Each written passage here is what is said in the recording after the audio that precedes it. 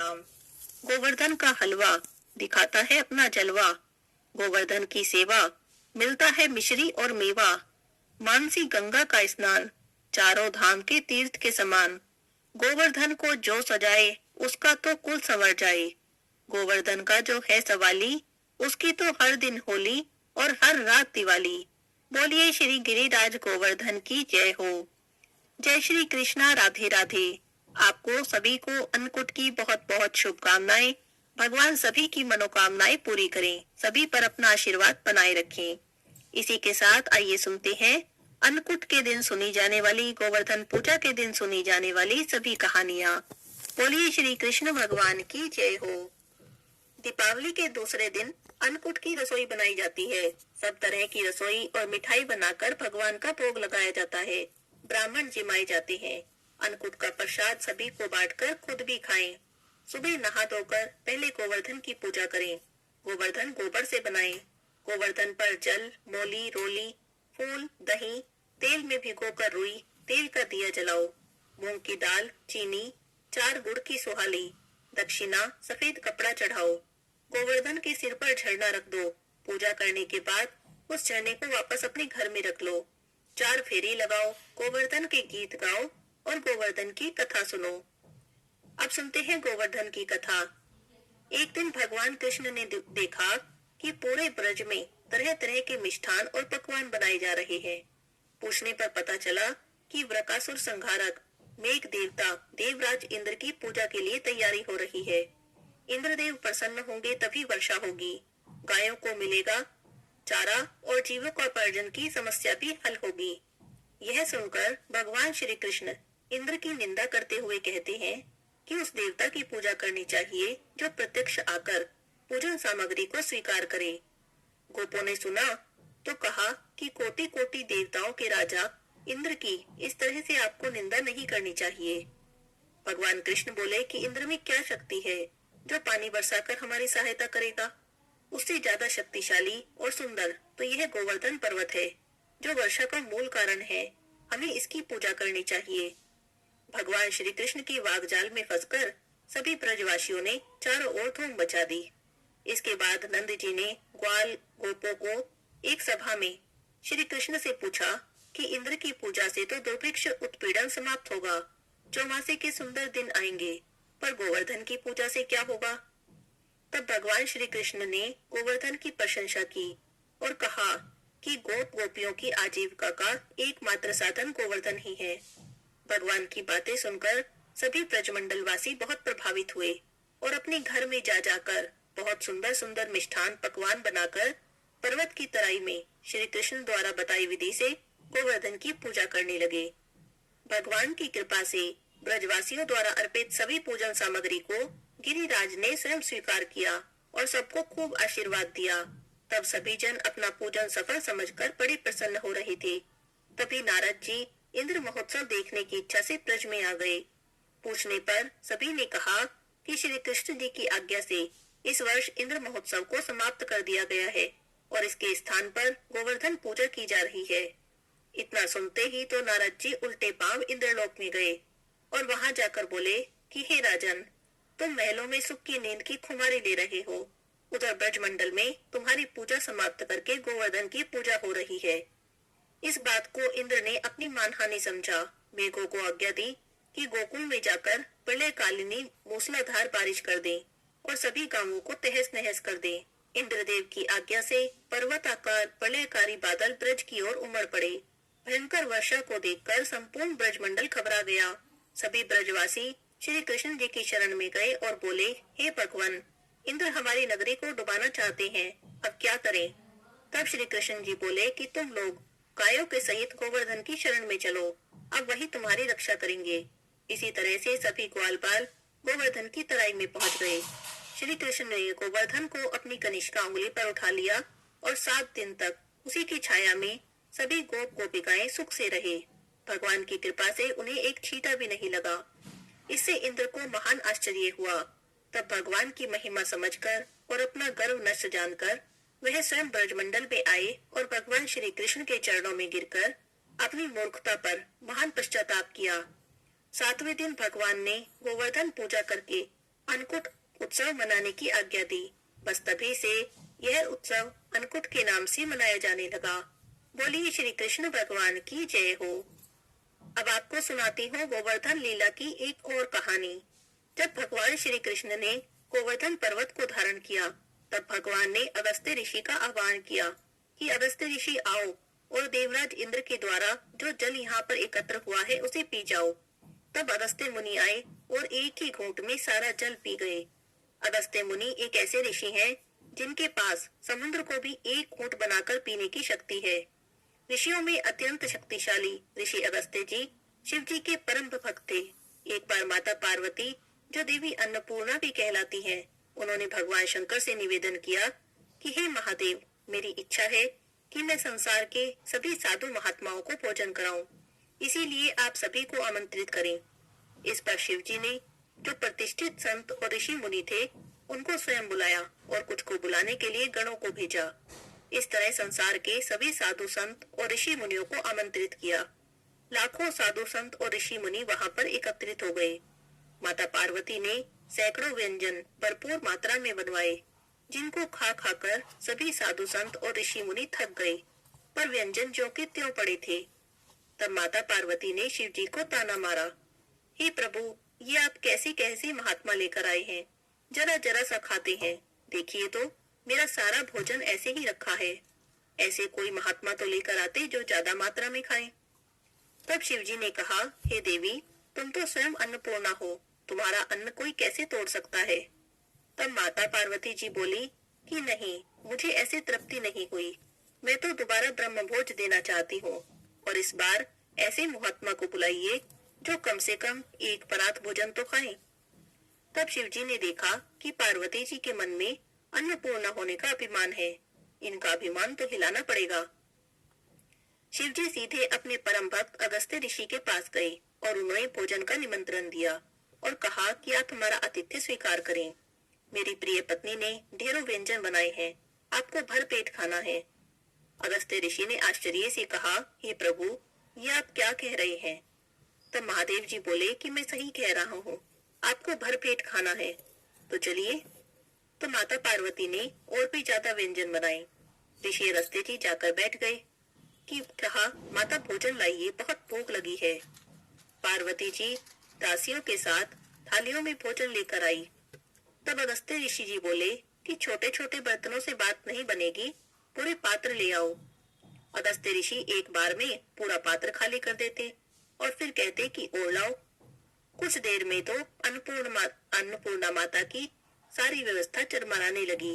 अब माता पार्वती भी सोचने लगी कि ये कैसे ब्राह्मण हैं, इतना सारा खाना खाते हैं। लेकिन पार्वती जी ने भी हार नहीं मानी, फिर से रसोई लगवाई, दोबारा भोजन बनाया, दोबारा खाली हो गया। तीसरी बार भोजन बनाया, तीसरी बार भी खाली हो गया, लेकिन ऋषि का पेट नहीं भरा। तब माता पार्वती जी को अपनी भूल का एहसास हुआ। उन्होंने भगवान शिव से क्षमा मांगी और कहने लगी, हे महादेव जी, अब आप ही मेरे इलाज बचाओ। अगर इन साधु का पेट नहीं भरा तो सारे संसार में मेरी जग हंसाई हो जाएगी कि कैसी अन्नपूर्णा है जो साधु का पेट नहीं भर सकेगी। तब शिव जी ने कहा कि यह बात तो मेरी सीमा से बाहर हो गई, अब तो नारायण ही लाज बचाएंगे। हे देवी, आप नारायण का स्मरण करो, मैं उनके पास जाता हूँ।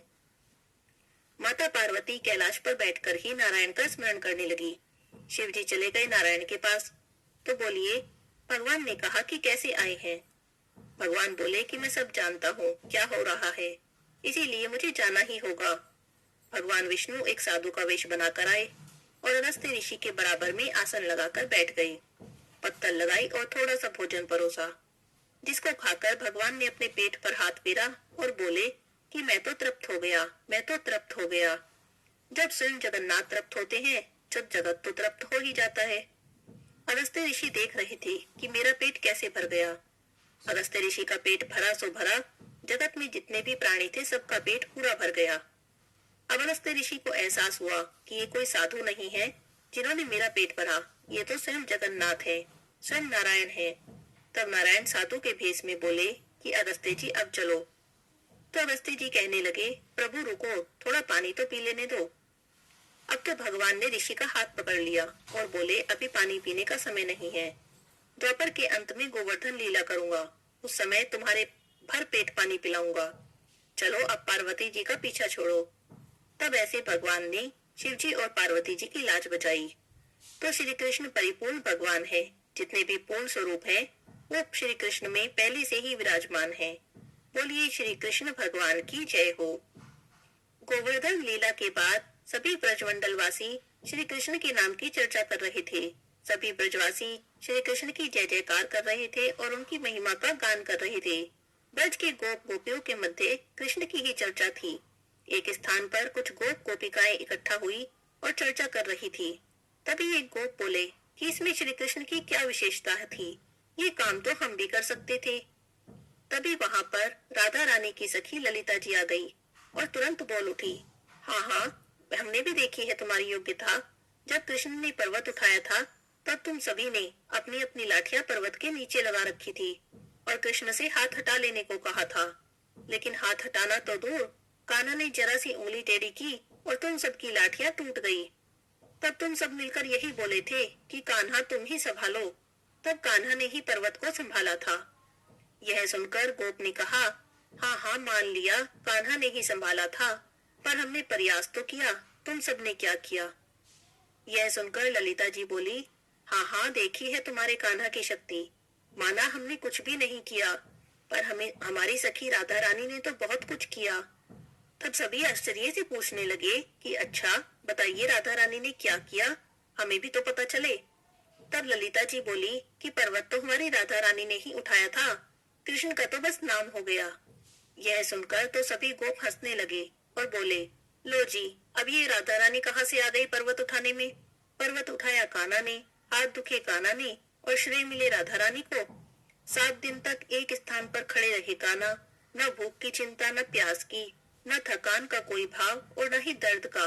सब कुछ किया कान्हा ने और श्रेय मिलेगा राधा रानी को। तब ललिता जी बोली, लगता है जिस समय कान्हा ने पर्वत उठाया उस समय तुम लोग कुछ और ही बातें कर रहे थे, कहीं और ही देख रहे थे, नहीं तो तुम्हें भी पता चल जाता कि पर्वत तो राधा रानी ने ही उठाया था। तब सभी गोप बोले कि ऐसी प्रलयकारी स्थिति में कहीं और जाकर क्या हमें मरना था।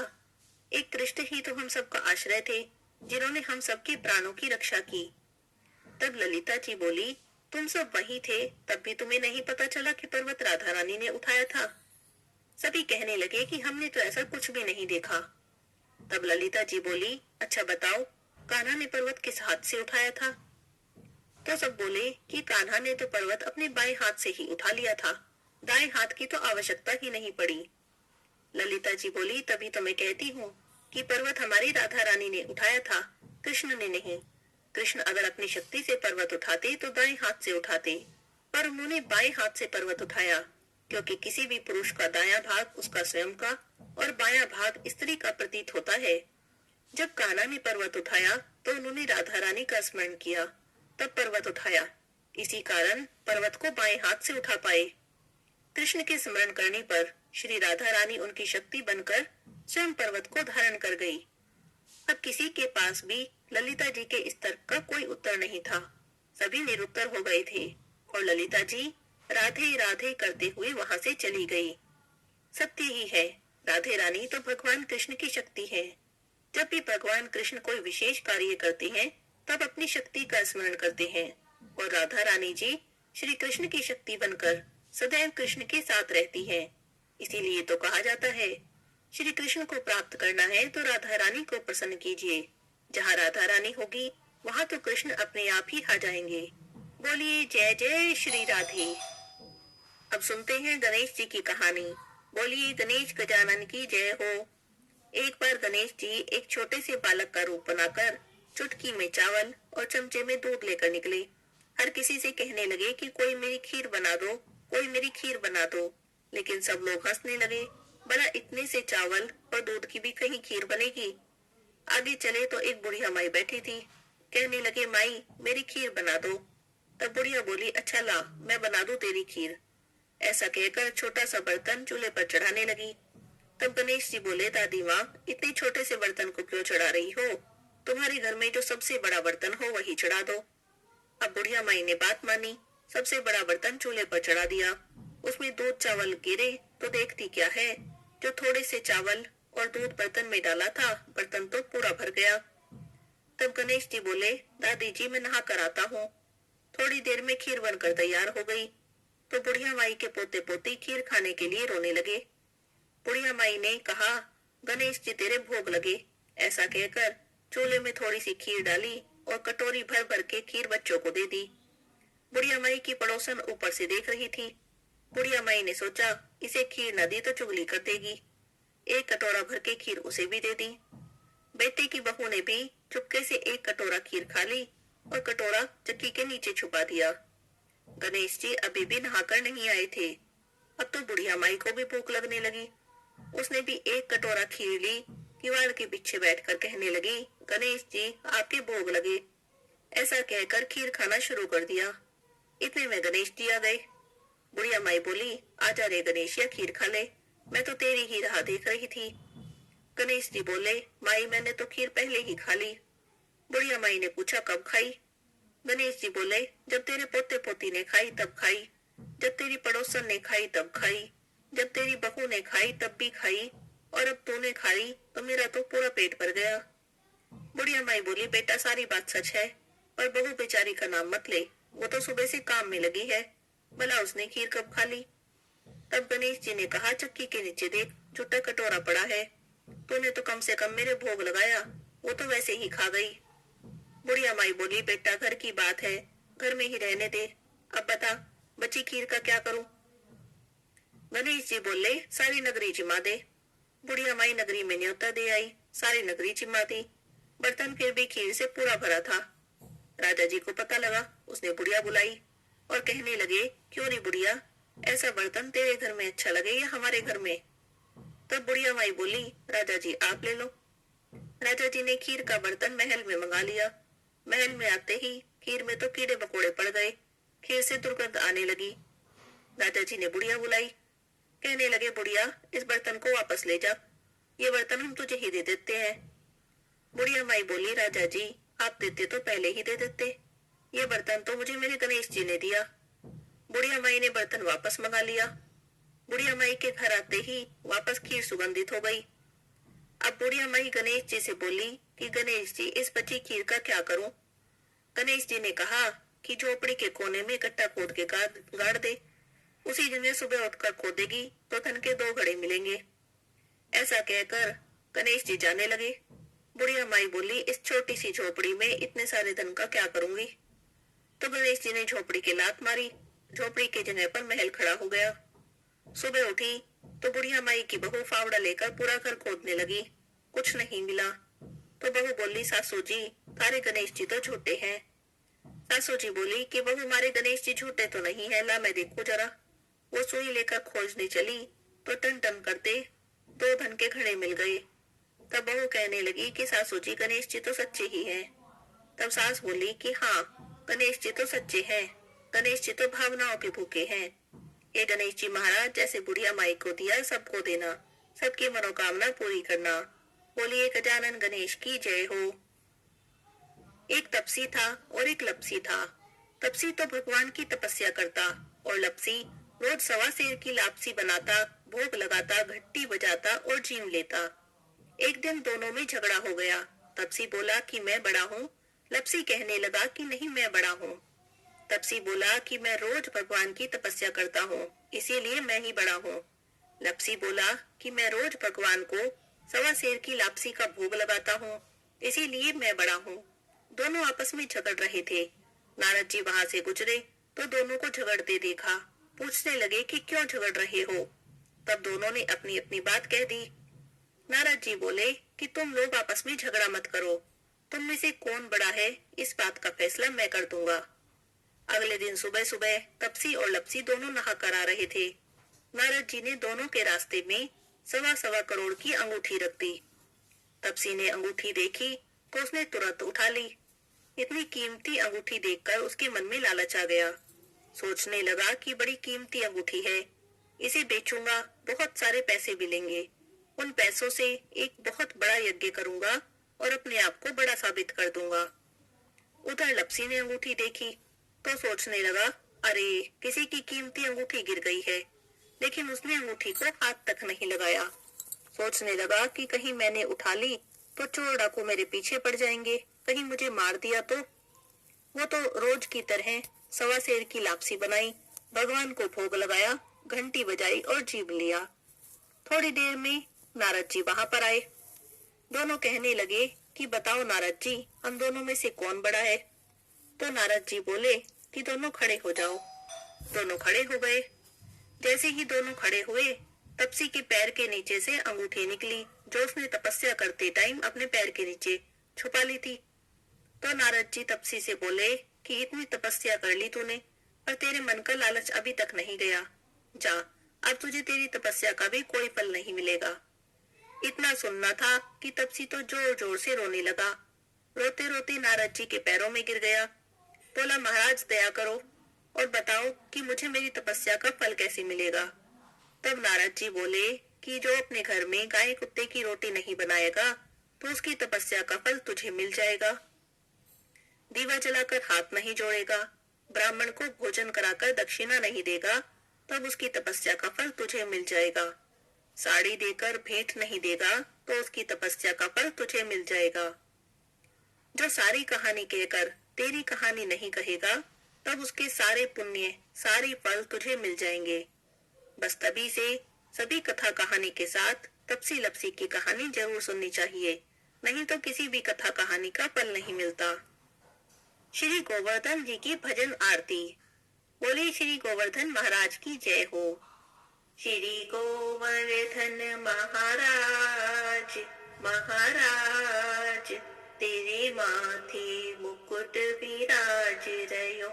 श्री गोवर्धन महाराज महाराज, तेरे माथे मुकुट विराज रयो।